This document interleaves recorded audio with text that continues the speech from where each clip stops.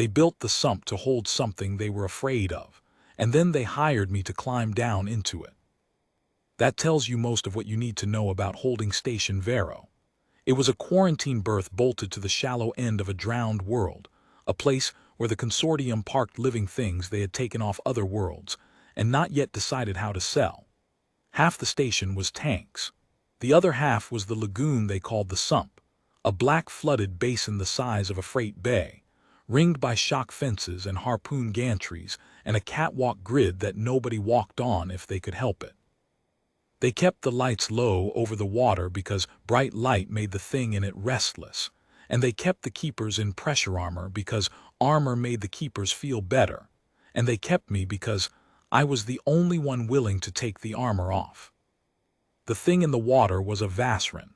That was the trade name on the manifest, Vasrin, a single specimen, female, classification apex, disposition lethal, recommended handling none.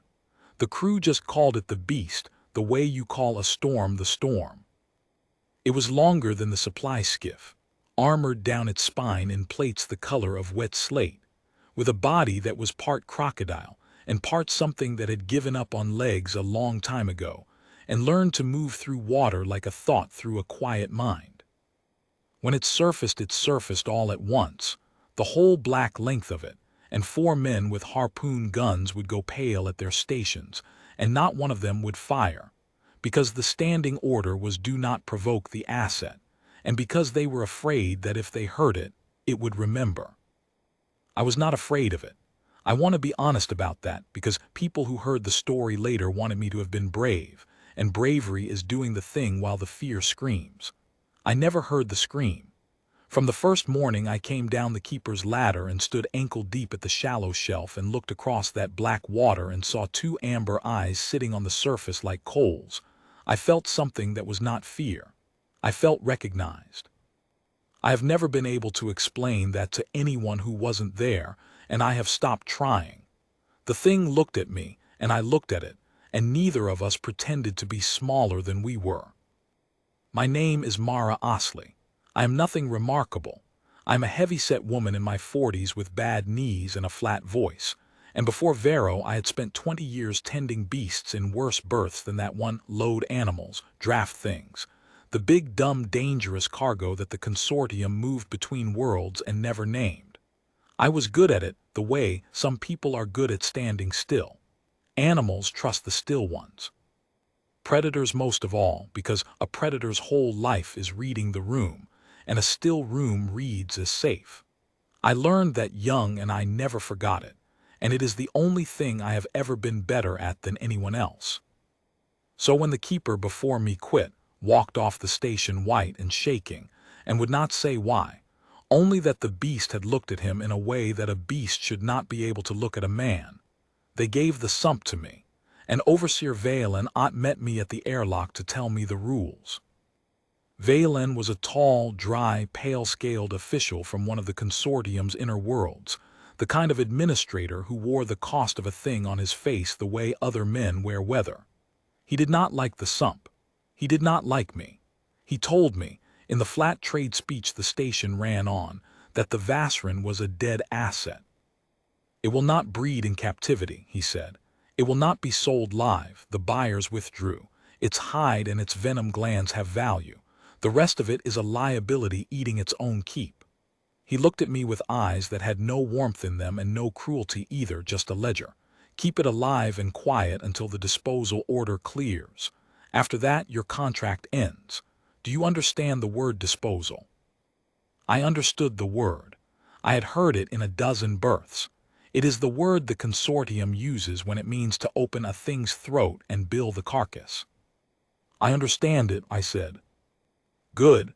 He turned to go, and then he turned back, and for a moment something almost human crossed his dry face. Do not go in the water, he said. Whatever the last keeper told you, whatever you think you see in it, it is a machine for killing things slower than itself. There is nothing in there that loves you. I did not argue with him. You do not argue with a ledger. But I went down the ladder that first morning and I stood at the shallow shelf, and I did not put on the armor, because the armor smells like fear and machinery and the things that have died in it. and I wanted the beast to smell me instead. The salt of me, the steady of me, the nothing to prove of me. And it came up out of the black slow and enormous, and it set those two amber coals on the surface a body length from my boots, and it watched me. And I crouched down on my heels at the water line, and I did not reach for it, and I did not back away. And I said the thing I have said to every dangerous animal I have ever kept.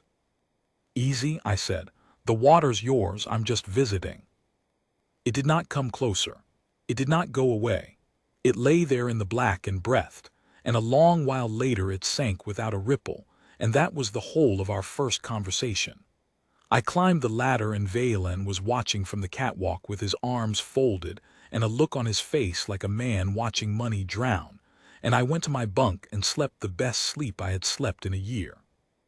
It went like that for a long time, the way the good things do, slowly, in small, unspectacular increments that you don't notice are happiness until you look back at them.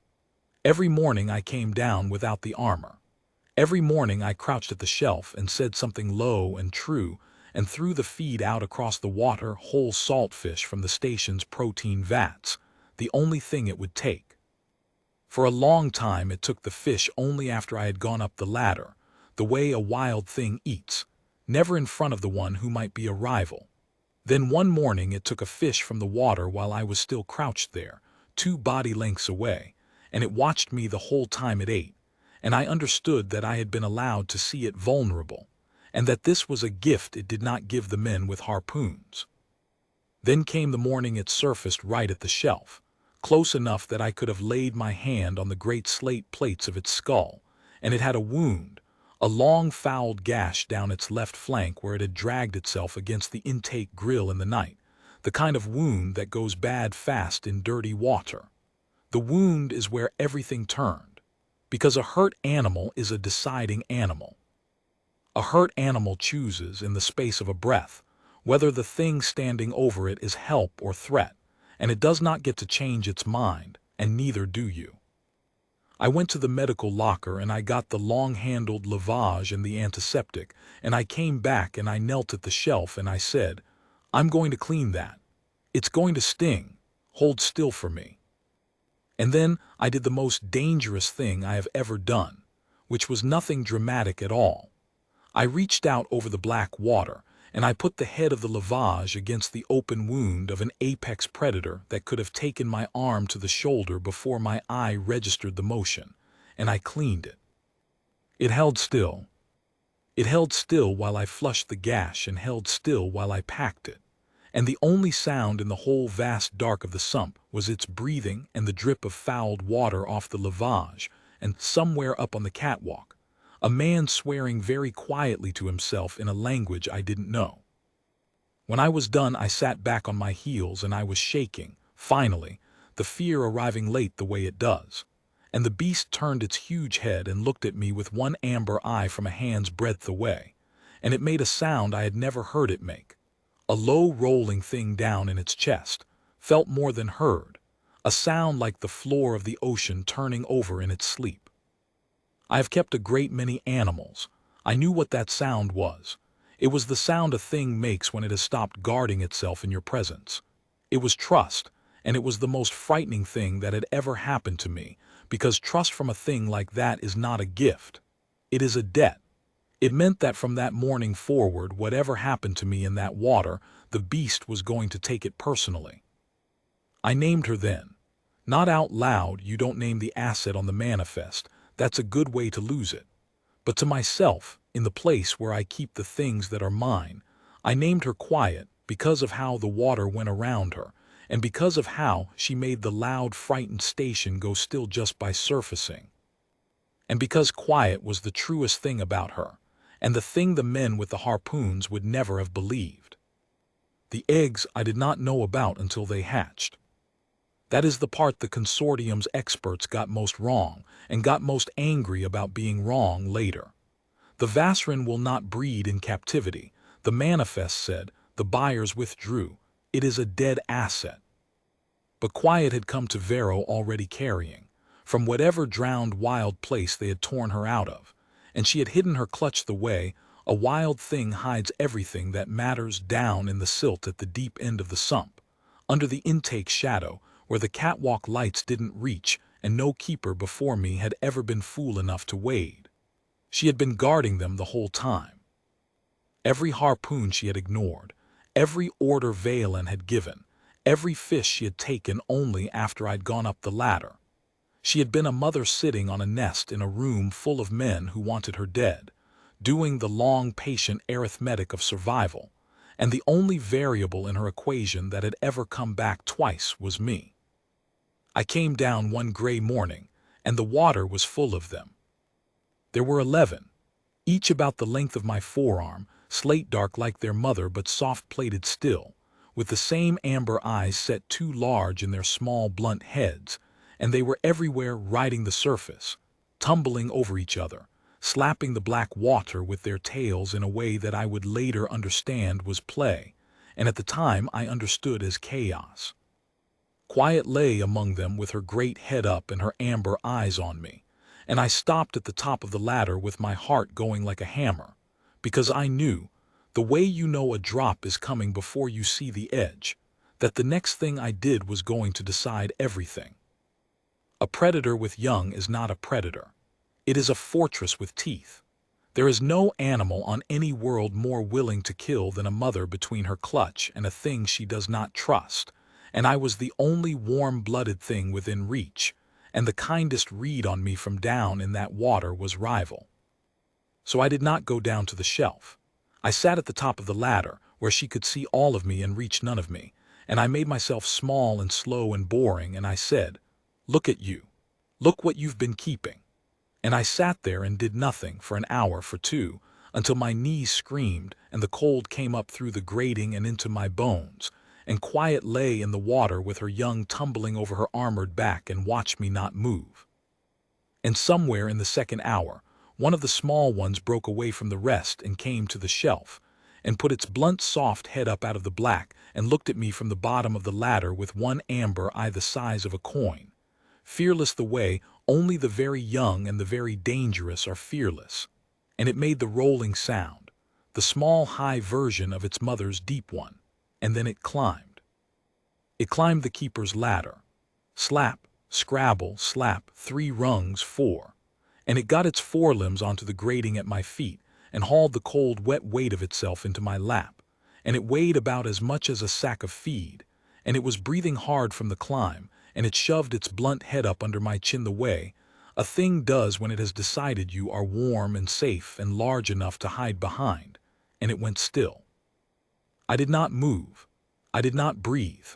Across the water Quiet had come up to her full height in the shallows, vast and streaming and terrible, every plate on her flexed, and she was looking at her child in the arms of the rival, and I knew that the next half-second was going to be the rest of my life, however long that turned out to be.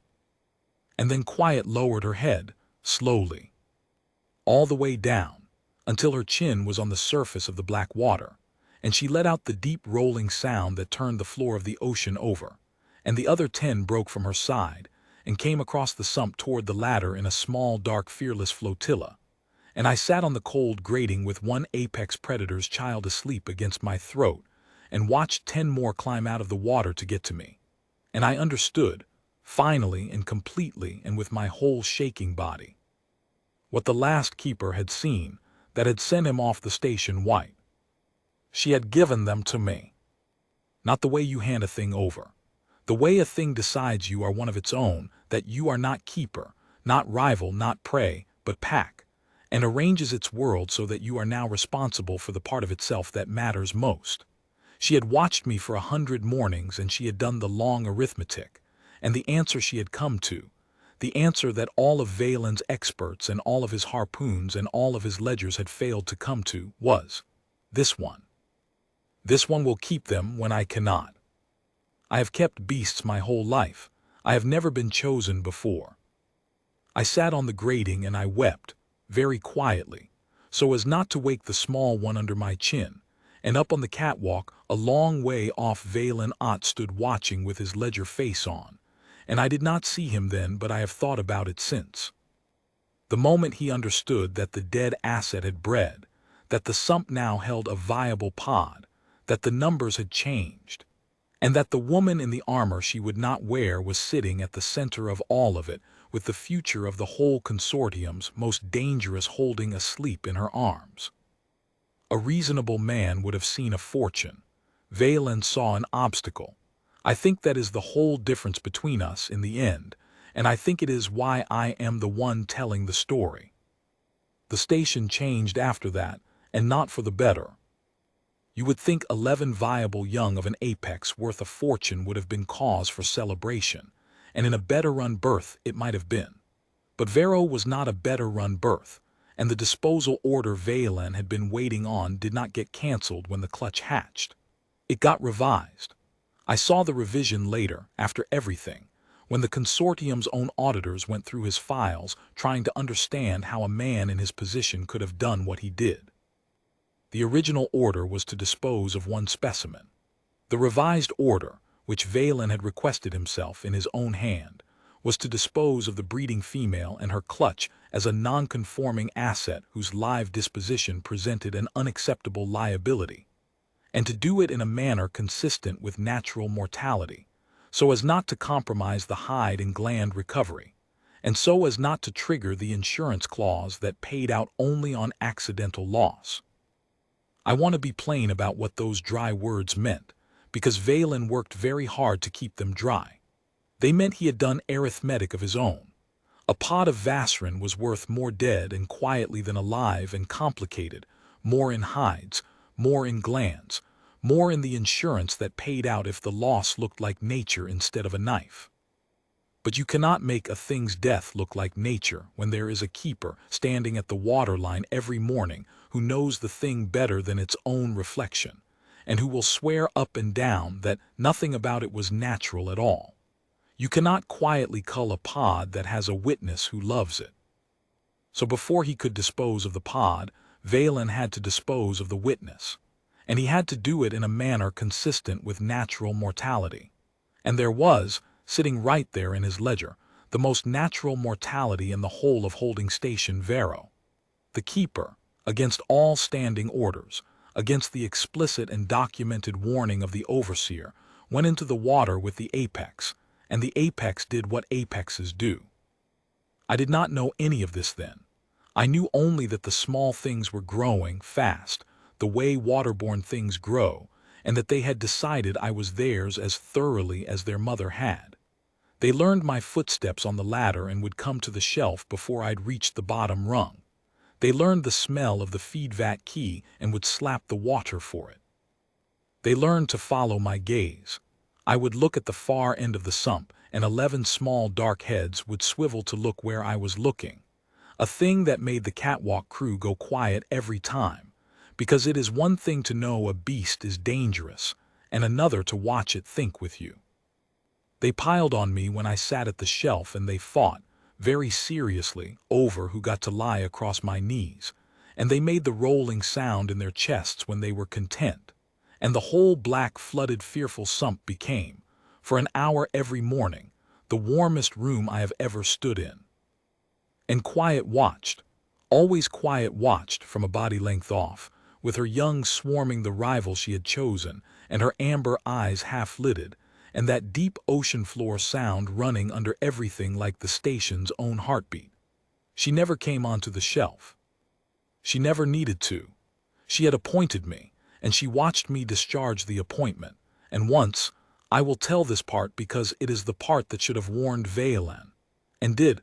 Once a dockworker came down to the catwalk to run a cable and lost his footing on the wet grating and grabbed at me to keep from going in, hard, a panicked grabbing hand that yanked me half off my feet at the very edge of the black water. Quiet crossed the sump before the sound of his boot on the grating had finished. I have never seen anything that large move that fast.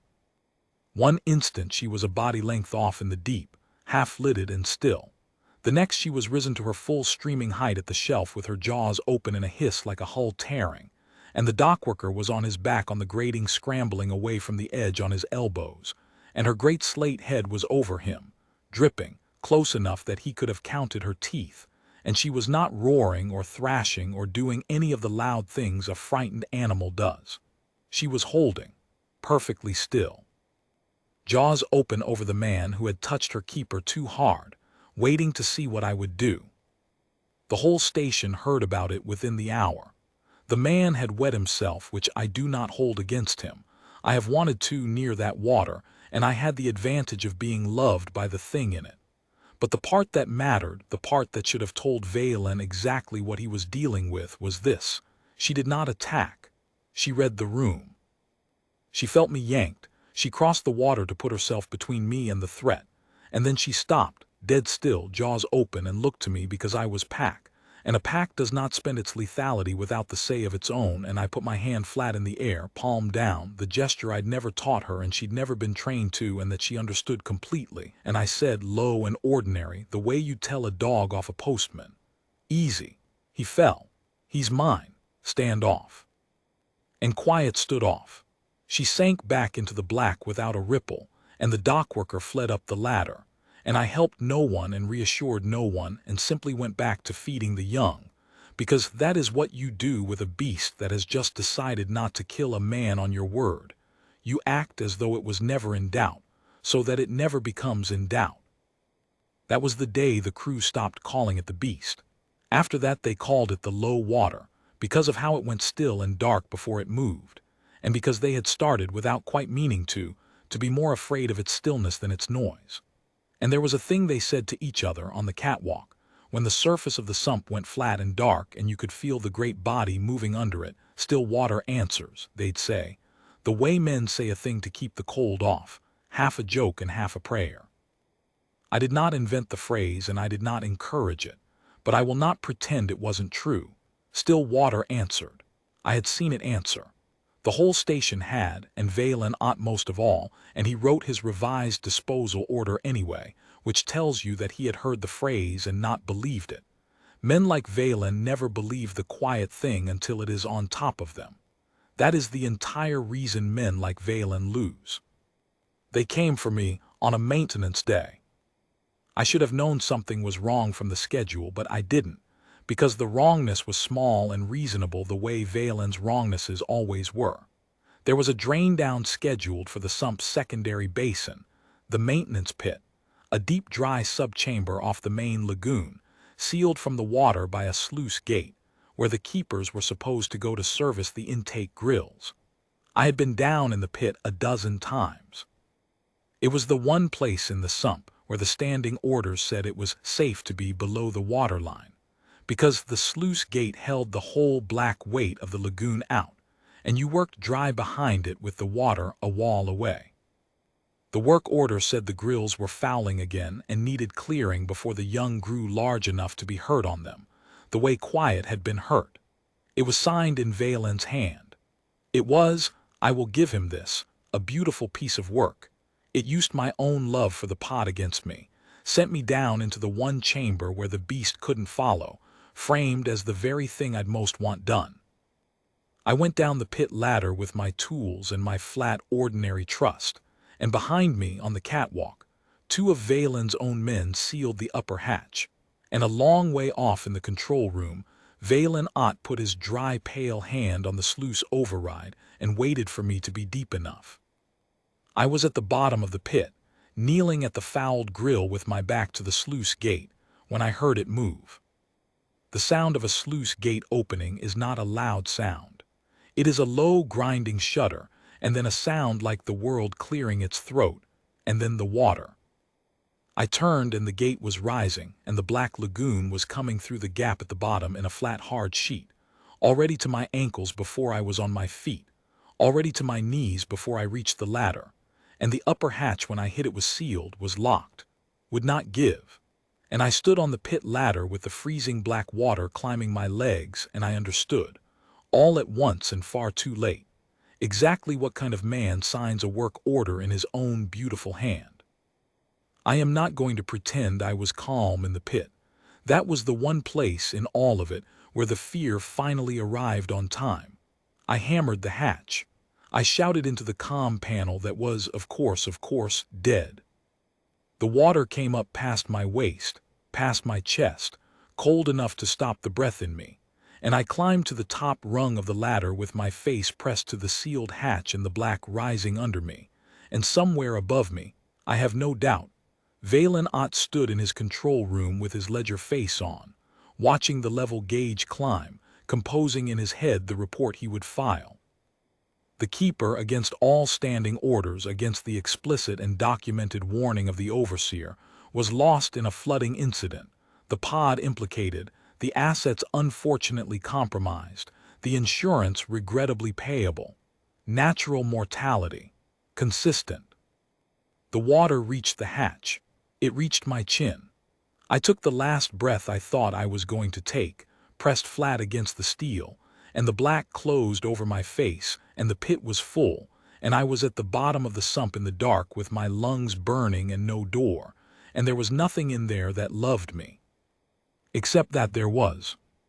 Because Valen Ott, for all his arithmetic, had made one error, the same error his experts had made, and his harpoon crews had made, and the whole frightened consortium had made from the first manifest line. He had thought the sluice gate held the beast out of the pit. It did, when the gate was sealed, but Valen had opened the gate himself to flood me, and an open sluice gate does not only let the water in. I felt her before I saw her, in the lightless flooded dark, the way you feel a freight skiff move past you in the black of a hold. A pressure, a displacement, the whole weight of the water shouldering aside to make room for something vast. And then there was a hardness against my back, a great slate flank rising under me, lifting, and I got my arms over it without thinking. The way you grab the thing that comes for you in the dark, whether it means to save you or eat you. And Quiet drove up off the bottom of the pit with me clinging to her spine, and she put her blunt, enormous head against the sealed hatch above us, and she did not hammer it the way I had. She broke it.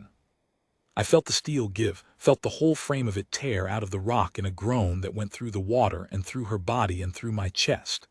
And then we were through, up into the main sump, up into the gray low light in the air, and I was retching black water over her armored back and breathing in great tearing whoops, alive, alive, with one arm locked around the spine of the thing they had sent to drown me, and all 11 of her young rising around us in a tight, dark, frightened ring, slapping the water, making the high rolling sound that I had only ever heard them make in contentment, and that I understood now had another meaning entirely. And up on the catwalk, Valen Ott was running. I want to tell this last part carefully, because people who heard it later wanted it to be a slaughter, and it was not a slaughter, and the difference is the entire point. Quiet carried me to the shelf. She set me down at the shallow water as gently as she had once set her young in my lap, drove up under me until my knees found the grating, and held there steady, while I got my arms off her spine and my feet under me and stood, dripping and shaking and retching, in the low gray light. And then she turned. The whole vast length of her turned in the black water, slow, deliberate, and her amber eyes came up out of the surface and found the running shape of Valen Ott on the catwalk, and the water around her went flat, went still, went dark in the way the crew had learned to be afraid of, the way that meant the great body was gathering itself underneath. Still water answers. He'd gotten as far as the upper gantry, Valen, making for the control room hatch and the safety of the dry inner station, and his 2 men were ahead of him, and there were harpoon guns racked all along the catwalk that none of them so much as reached for, because some old animal part of them had finally understood what they were running from, and that the harpoons had never once been the thing keeping them alive. And Quiet looked at me. Across all that black water, with her young in a ring around her and her would-be murderer fleeing on the gantry, she looked at her keeper and she waited, because a pack does not spend its lethality without the say of its own, and she had asked me once before, jaws open over a man who'd grabbed me too hard, and I had said stand off, and she had stood off, and she was asking again. And this is the thing I have had to make my peace with in all the years since. She was asking, and I did not say stand off. I did not say go either. I want that on the record. I did not loose her. I am not the kind of keeper who turns a beast into a weapon, That is Valen's kind, and the whole catastrophe was his kind's idea, and I would not become it even with the black water still burning in my lungs. I said nothing.